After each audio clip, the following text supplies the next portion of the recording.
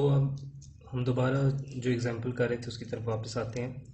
हमने देखा कि पहली अटेम्प्ट में जब हमने पावर्स और लेमडा फाइंड किया तो हमारे पास P1 की वैल्यू 704.6 मेगावाट आ रही है, P2 की वैल्यू 111.8 मेगावाट आ रही है और P3 की वैल्यू 32.6 मेगावाट आ रही है।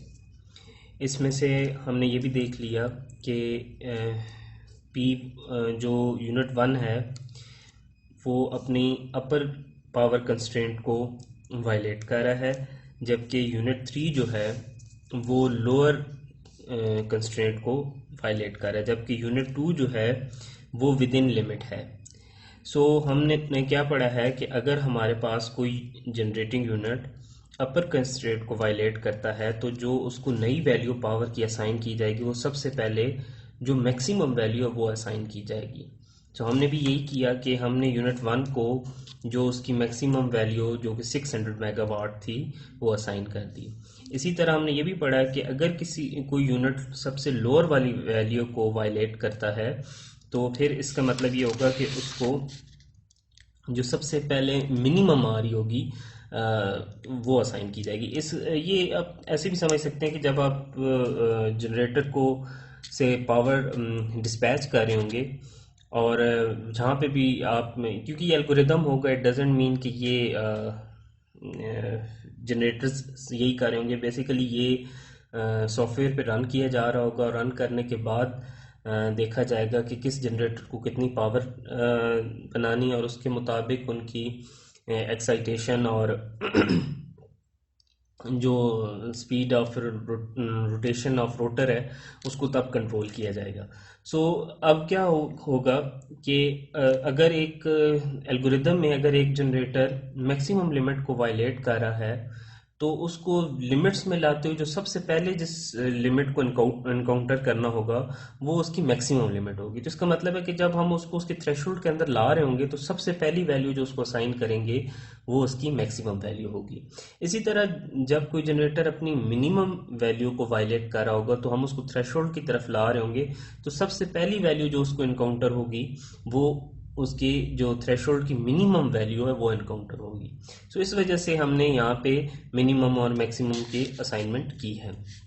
अब आते हैं यूनिट 2 की तरफ। यूनिट 2 ऑल दो विद इन थ्रेशोल्ड था, लेकिन यूनिट 1 और 3 की वायलेशन की वजह से और जो हमने इनको असाइनमेंट की है तो यूनिट 2 का जो आंसर हमारे पास 111.8 मेगावाट आया था ये अब वैलिड नहीं रहा, बल्कि यूनिट 2 ये हमें अब थोड़ी फ्लेक्सिबिलिटी प्रोवाइड कर रहा है, क्योंकि यूनिट 1 और यूनिट 3 जो हैं वो तो एक मतलब आपने फिक्स वैल्यूज़ पे रख ली हैं। तो अब जो यूनिट 2 है ये हमें क्या फ्लेक्सिबिलिटी प्रोवाइड कर रहा है कि अब हम लोड को देखते हुए इसकी वैल्यू को चेंज कर लेंगे।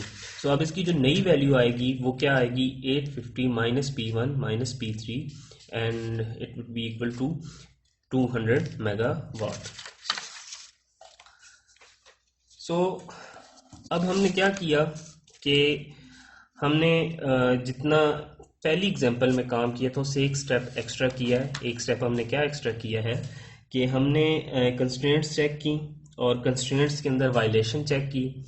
वायलेशन होने की सूरत में हमने जो बेस्ट पॉसिबल वैल्यूज़ थी, यानी जो मैक्सिमम को वायलेट कर रहा था उसको उस जनरेटर की जो थ्रेशोल्ड की मैक्सिमम वैल्यू थी वो असाइन कर दी, और जो मिनिमम वैल्यू को वायलेट कर रहा था उसको मिनिमम असाइन कर। तो हमने एक स्टेप अब एक्स्ट्रा किया। अब पहली एग्जांपल के अंदर हमारा सोल्यूशन पहले अटेम्प्ट में आ गया था तो हम इन स्टेप्स पे नहीं आए थे। अब हम जो एक्स्ट्रा स्टेप्स कर रहे हैं हम उनकी तरफ आते हैं। जब हमने उनको नई वैल्यूज असाइन कर दी हैं इसका मतलब है अब जो लेमडा होगा वो भी डिफरेंट होगा। अब हमने देखा था कि लेमडा की बेसिकली 3 इक्वेशंस बनी थी, एक P1 के लिहाज से थी, एक P2 के लिहाज से थी, एक P3 के लिहाज से। जब हमारे पास सारी पावर्स के आंसर विद इन थ्रेशोल्ड आ रहे होते हैं तब हर एक के कॉरस्पॉन्डिंग लेमडा इक्वल निकलता है। ये हम पहले अपनी जो पहली एग्जांपल है उसके अंदर देख भी चुके हैं। लेकिन अब क्या हुआ है कि अब हमने क्योंकि अपनी मर्जी से 2 जनरेटर्स की वैल्यूज़ रखी हैं, इसका मतलब ये है कि जो लेमडाज हैं वो ज़रूरी नहीं है इक्वल हों। इस केस में आप देख सकते हैं जैसे हमने अच्छा, यहाँ पे अब आपने ध्यान देना है कि जो हमारे पास मैंने पहले जब कंस्ट्रेंट्स बता रहा था तो वहाँ पे हमने मेंशन किया था partial F over partial P I, और इसी तरह less than greater than lambda लिखा था। तो यहाँ जो partial F over partial P है ये भी बेसिकली लेमडा ही है। लेमडा कैसे है कि अगर आप गौर करें तो ये जो है ये basically partial F one over partial P one ही है। क्यों? क्योंकि ये बेसिकली जो डेरिवेटिव लिया हुआ है ये एफ वन का लिया हुआ है, तो ये बेसिकली किसके बराबर आता है? लेमडा के। लेकिन यहाँ पे ये जो लेमडा वन है ना ये इसकी जगह आएगा, ठीक है। और ये जो है ना ये चीज़ ये वाली ये क्या कहते हैं, ये जो ग्रेटर देन और लेस देन या और इक्वल टू के इस साइड पे आ रही है, ये ये कहलाएगा लेमडा रेफरेंस। तो ये आपने ध्यान देना। मैं दोबारा बताता हूँ कि ये जो कंस्ट्रेंट्स के अंदर हम तीन चीज़ें पढ़ रहे हैं ना, partial F over partial P is greater than और लेस देन और इक्वल टू लेमडा। तो इसका बेसिकली मतलब क्या है कि ये जो partial F over partial P है ये भी लेमडा ही है, और ये जो लेमडा है ये बेसिकली लेमडा डिफरेंट है इस लेमडा से। तो ये दोनों लेमडा सेम नहीं है। जो ये वाला पार्शल एफ और पार्शल पी वाला लेमडा होगा, ये लेमडा आप निकालोगे पावर्स की डिफरेंट वैल्यूज यहाँ पे पुट करके जो लेमडाज निकल रहे होंगे। और ये जो लेमडा होगा ये वो लेमडा होगा जो जिस जनरेटर की जो पावर की वैल्यू है वो विद इन थ्रेशोल्ड आ रही होगी, उस जनरेटर के लेमडा को आप एज अ लेमडा रेफरेंस लेंगे। सो अब हमारे पास यहाँ पे तीन इक्वेशंस है, तो अब हम देखते हैं कि हमने किसको लेमडा रेफरेंस लेना है और किन के लिए हमने ये कंस्ट्रेंट्स चेक करनी है। सो अब हम देख सकते हैं कि जब हमने इस इक्वेशन के अंदर P1 की नई वैल्यू को पुट किया तो हमारे पास जो लेमडा वन का आंसर आ रहा है वो $8.016 पर मेगावाट आ रहा है। Lambda partial Lagrange function over partial P2 जब हमने किया तो हमारे पास लेमडा टू हमारे पास आ गया 8.626। इसी तरह P3 की वैल्यू जो हमने पुट की 50 मेगावाट, तो हमारे पास 8.452 आ गया। अब यहाँ पे हम देखते चलें कि हमें पता है कि जो यूनिट वन था ये अपर लिमिट को वायलेट कर रहा था और इसको हमने अपर वैल्यू असाइन की थी। सो कंस्ट्रेंट्स के मुताबिक, क्योंकि अब हमारे पास लेमडा की वैल्यूज आ गई तो अब हमने लेमडा वाली कंस्ट्रेंट्स चेक करनी है ये श्योर करने के लिए कि जो हमने नई वैल्यू असाइन की हैं ये आया वैलिड है कि नहीं है। अगर ये वैलिड है तो ये वैल्यू इसी तरह रहेंगी, हमारा आंसर आ जाएगा, और अगर ये वैल्यूज वैलिड नहीं है तो फिर हम इस प्रॉब्लम को मजीद सॉल्व करेंगे। सो अभी जो हम देख रहे हैं कि हमारे पास जो यूनिट वन है इसने अपर लिमिट को वायलेट किया था, और अपर लिमिट को वायलेट करने की वजह से इसको हमने अपर थ्रेशोल्ड वैल्यू असाइन की थी। सो अब इसकी ये जो 600 है ये वैलिड वैल्यू तब होगी अगर इसके लेमडा की वैल्यू रेफरेंस लेमडा से कम हो। ये आप याद रखिएगा कि अगर आप किसी जनरेटर को अपर थ्रेशोल्ड वैल्यू असाइन करते हैं तो जो उसका कॉरस्पॉन्डिंग लेमडा निकलेगा वो लेमडा रेफरेंस से कम हो, ठीक है। इसी तरह अगर हम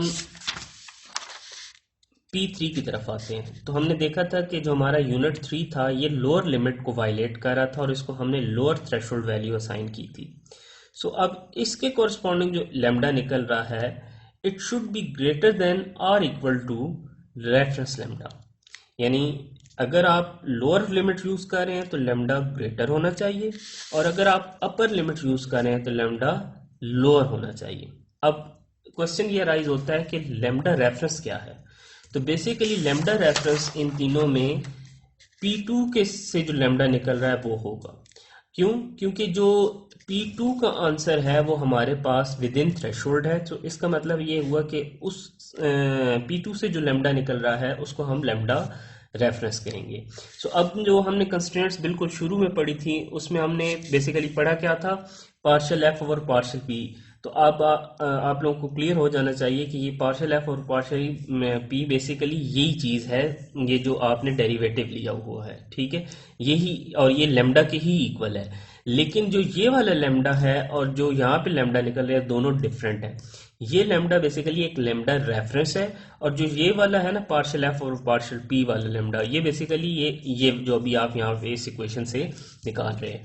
सो अब हमें पता चल गया कि जो हमारा लेमडा रेफरेंस है वो लेमडा 2 है, और लेमडा 1 और लेमडा 3 को हम उस लिहाज से चेक करेंगे। सो अब जब हम इनको चेक करते हैं तो हम देखते हैं कि हमारे पास जो P1 की कंस्ट्रेंट है, यानी हमारा P1 का लेमडा 8.016 है और लेमडा रेफरेंस जो कि लेमडा 2 है 8.626 है। क्योंकि हमने P1 को अपर वैल्यू असाइन की थी, इसका मतलब है इससे जो लेमडा निकल रहा था इट शुड बी लोअर।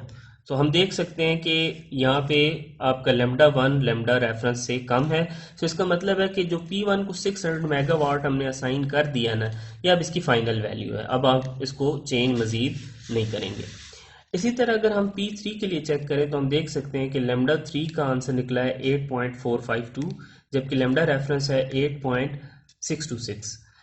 अब क्योंकि हमने P3 को लोअर वैल्यू असाइन की थी थ्रेशोल्ड की, तो हमने कंस्ट्रेंट के मुताबिक lambda 3 should be greater than lambda reference, लेकिन हम देख सकते हैं कि यहाँ पे लेमडा 3 लेमडा रेफरेंस से कम है। इसका मतलब ये हुआ कि जो हमने P3 को 50 मेगावाट असाइन की थी वो वैल्यू उसकी फाइनल वैल्यू नहीं है, और अब हम इसके लिए नई वैल्यू कैलकुलेट करेंगे।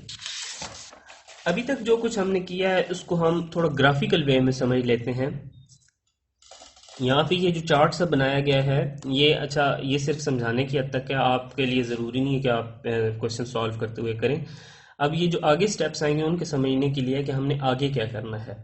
अब देखें, सिर्फ अगर आप P1 की तरफ ध्यान दें तो P1 की मिनिमम वैल्यू थी 150 मेगावाट और मैक्सिमम वैल्यू थी 600 मेगावाट। लेकिन ये जो ब्लू में लिखा हुआ है ये वो वैल्यूज़ हैं जो सॉल्व करते हुए हमें मिली हैं, और ये जो ऊपर सर्कल में आ रहे हैं ये स्टेप्स हैं। फर्स्ट वन शो करता है जब आप नॉर्मल फर्स्ट टाइम कैलकुलेशन कर रहे थे और पहला लेमडा और पहले P1 P2 और P3 की वैल्यू निकली, तो जो पहली वैल्यू उसकी निकली थी वो थी 705.6 मेगावाट। फिर जो हमने वैल्यू चेंज करके लिखी, यानी सेकंड स्टेप जो हमने किया उसमें हमने उसकी 600 रख दी और यही इसकी फाइनल वैल्यू बन गई।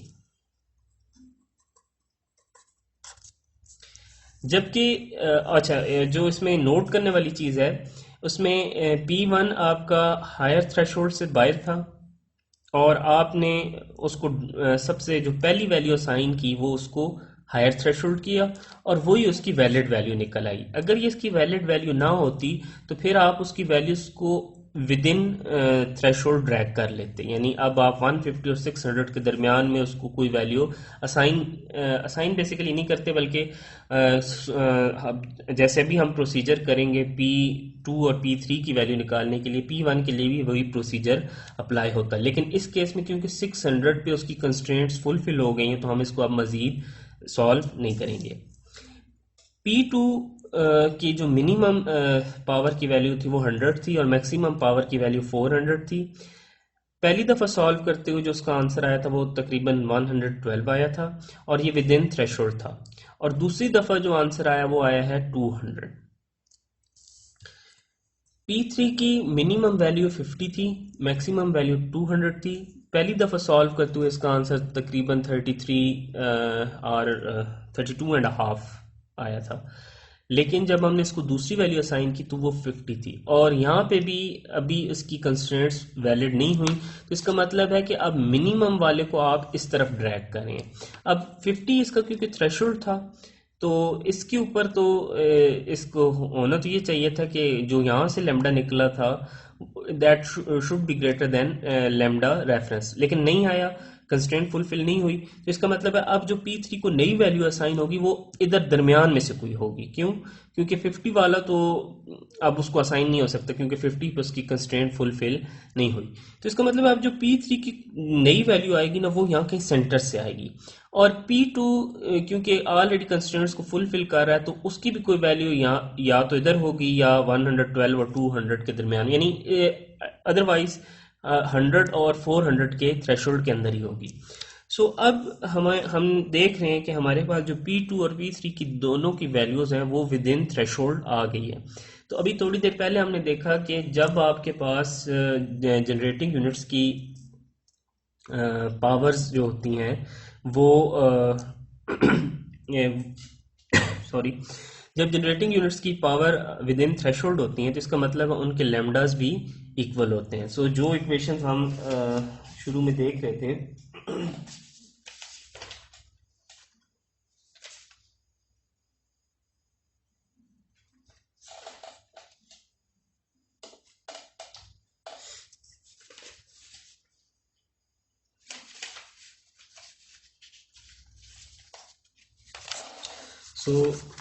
ये जो इक्वेशंस हमने देखी हैं बेसिकली P2 की ये इक्वेशन और P3 की ये इक्वेशन, ये सोल्यूशन आपको दे दिया जाएगा तो वहाँ पे आपको पता चल जाएगा कि मैं किन इक्वेशंस के लिए अभी हमने जिक्र किया जिसके अंदर हमने दोबारा से वैल्यूज़ डाली थी।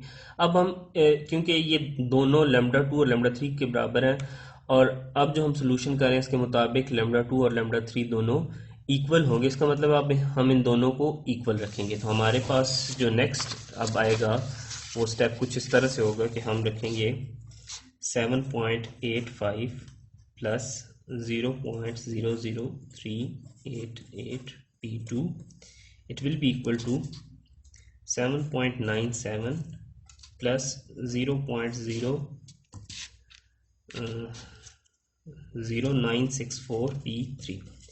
अब ये हम इक्वल रखेंगे। हम जिस तरह पहले सॉल्व करते रहे हैं कि किसी एक को दूसरे की टर्म में निकाल लेंगे, लेकिन अब हमने उसको पुट किधर करना है, तो यहाँ पे मेन क्वेश्चन है। तो पुट उसी दोबारा से कंस्ट्रेंट वाली इक्वेशन में पुट करना है आपने कि कंस्ट्रेंट वाली इक्वेशन क्या थी हमारे पास, P1 plus P2 plus P3 should be equal to 850। लेकिन अब के केस में हमें P1 ऑलरेडी मालूम है, हमने फिक्स रखा हुआ है, दैट्स 600। सो अब हमारी इक्वेशन रिड्यूस हो जाएगी 850 minus 600, so it will be equal to 250। अब मेरे पास ये दो इक्वेशंस आ गई हैं, इनको आप साइमल्टेनियसली सॉल्व कर लें, जैसे भी सॉल्व करें, दो वेरिएबल्स हैं, कैलकुलेटर के जरिए आसानी से सॉल्व हो सकता है। इसमें आप जब वैल्यूज पुट करेंगे तो हमारे पास P2 और P3 के आंसर्स आ जाएंगे।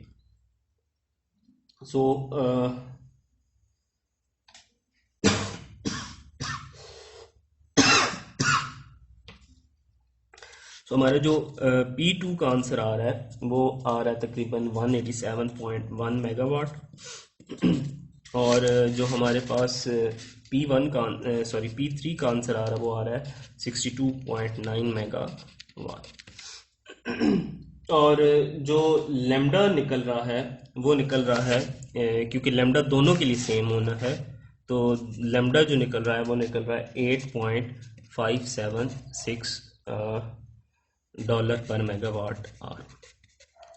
अब क्योंकि P2 और P3 की वैल्यू विद इन थ्रेशोल्ड आ गई थी तो इनके लैम्डा दोनों के लिए यही रहेंगे और जो क्या कहते हैं P1 का लैम्डा था यानी लैम्डा 1 जो था उसकी वैल्यू हमारे पास थी 8.016 डॉलर पर मेगावाट। अब इसके ऊपर अभी भी वो कंडीशन वैलिड होनी चाहिए। कौन सी कंडीशन? कि ये लैम्डा अभी भी रेफरेंस लैम्डा, अब इस केस में रेफरेंस लैम्डा लैम्डा 2 और लैम्डा 3 दोनों है। क्यों? क्योंकि दोनों विद इन थ्रेशोल्ड और दोनों की वैल्यू सेम है। तो अभी भी आप देख सकते हैं कि लैम्डा 1 रेफरेंस लैम्डा से कम है। अब हमारे पास ये ट्रू केस हो गया है कि यानी अब हमारे पास कंडीशन सारी वैलिड हो गई हैं, यानी जो थ्रेशोल्ड के अंदर आ रही हैं वैल्यूज़ उनके लैम्डा बराबर है और जो मैक्सिमम लिमिट पे लाई कर रहा है उसका वैल्यू इस रेफरेंस वैल्यू से कम है और हमारी जो पावर्स की वैल्यू है वो भी जो एक्चुअल लिमिट्स हैं उनके अंदर आ गई। तो हम ग्राफिकल जो पहले रिप्रेजेंटेशन दे रहे थे उसमें हम देख सकते हैं कि अब हमारे पास जो क्या कहते हैं P3 है वो 50 से अब जंप करके किधर आ जाएगा 62.9 पे और जो हमारे पास P2 है ये बेसिकली 200 से कम होके 187 पे आ जाएगा 0.1 पे। अब हमारा ये क्वेश्चन कंप्लीट हो चुका है। अब हम इसको समराइज करते हैं कि हमने क्या देखा इसके अंदर।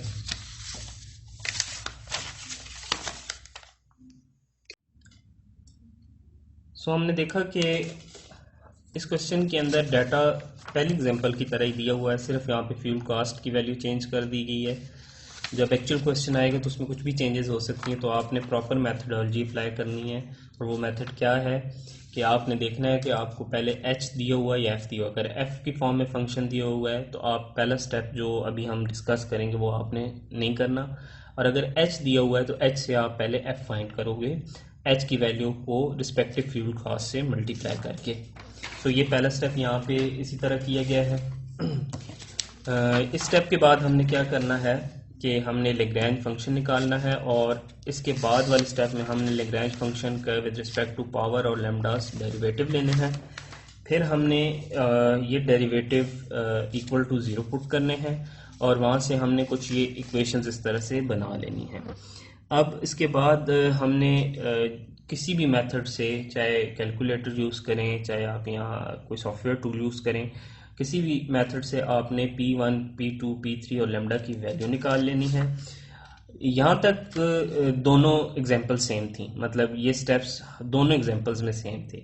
इसके बाद जहाँ पे कंस्ट्रेंट चेक आता है वहाँ पे डिफरेंस आया। तो डिफरेंस क्या आया कि जो हमने पहली एग्जांपल की उसके अंदर जो P1, P2, P3 का आंसर निकलता था वो इक्वालिटी और इनइक्वालिटी दोनों कंस्ट्रेंट्स को फुलफिल कर रहा था। लेकिन इस एग्जांपल के अंदर क्या हुआ कि जो हमारे पास P1, P2, P3 का आंसर निकला है वो बेसिकली इसमें से कुछ वैल्यूज हमारे पास इनइक्वालिटी कंस्ट्रेंट्स को फुलफिल नहीं कर रही थी। तो जब हमारे पास पहले वाली कंस्ट्रेंट्स फुलफिल नहीं होती, इसका मतलब है अब हमें नई कंस्ट्रेंट्स डिवाइस करनी पड़ेंगी।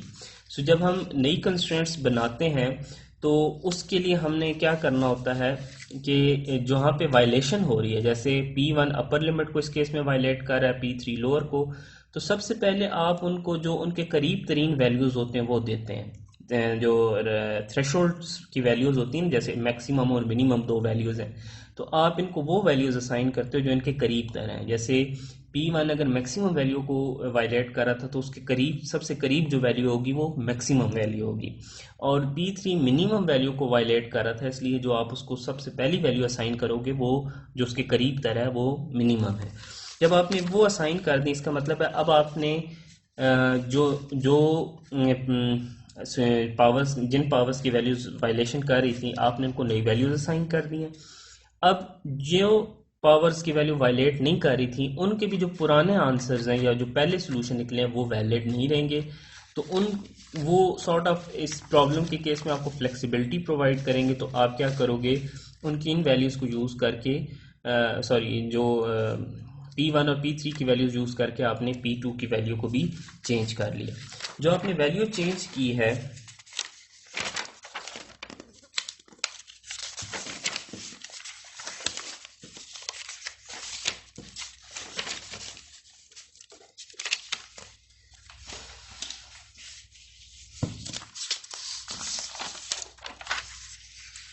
इन चेंज वैल्यू से आपने नए लैम्डास निकालने हैं। जब नए लैम्डास निकलेंगे तो हमारे पास नई कंस्ट्रेंट्स चेक होंगी। नई कंस्ट्रेंट्स याद रखना इतना मुश्किल नहीं है। इसमें आपने ये चेक करना है कि जिस जनरेटर को आपने अपर थ्रेशोल्ड असाइन किया था उसका लैम्डा लैम्डा रेफरेंस से कम होना चाहिए, यानी अपोजिट है, और जिस जनरेटर को आपने लोअर थ्रेशोल्ड असाइन किया था उसका लैम्डा लैम्डा रेफरेंस से ज़्यादा होना चाहिए। तो अब क्वेश्चन अराइज होता है व्हाट इज़ लैम्डा रेफरेंस। तो लैम्डा रेफरेंस बेसिकली लैम्डा की वो वैल्यू उन जनरेटर्स का लैम्डा होगा जिनकी पावर की वैल्यू विद इन थ्रेशोल्ड पहले से आ रही थी। जैसे इस केस में जनरेटर 2 था, तो इसका जो लैम्डा है उसको हमने एज अ थ्रेशोल्ड लिया।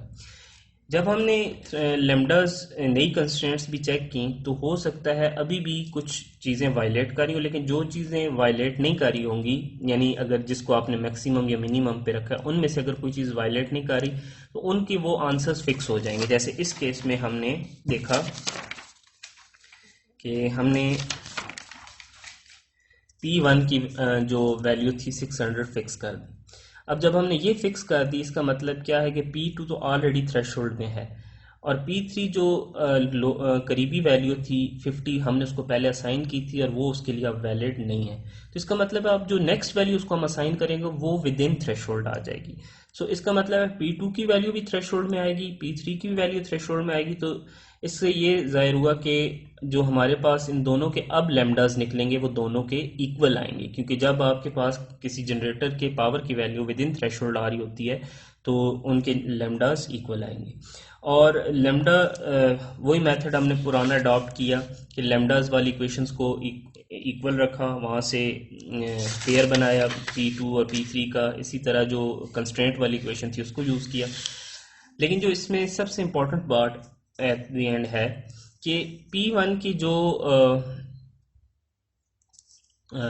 P1 का जो भी आंसर आएगा आया हुआ था, जो भी लैम्डास की वैल्यू आई हुई थी वो अभी भी वायलेशन नहीं कर रही होगी। जैसे हमने देखा था कि इसका जो लैम्डा था वो लैम्डा रेफरेंस से कम था, तो अभी भी जब आपने नया लैम्डा निकाल लिया है, लैम्डा 2 लैम्डा 3 निकाल लिया है, तो स्टिल लैम्डा 2 लैम्डा 3 लैम्डा 1 से ज़्यादा है। और उसकी रीज़न क्या है? क्योंकि P2 और P3 थ्रेशोल्ड के अंदर लाई कर रहे हैं, जबकि P1 थ्रेशोल्ड की मैक्सिमम वैल्यू पे लाई कर रहा है।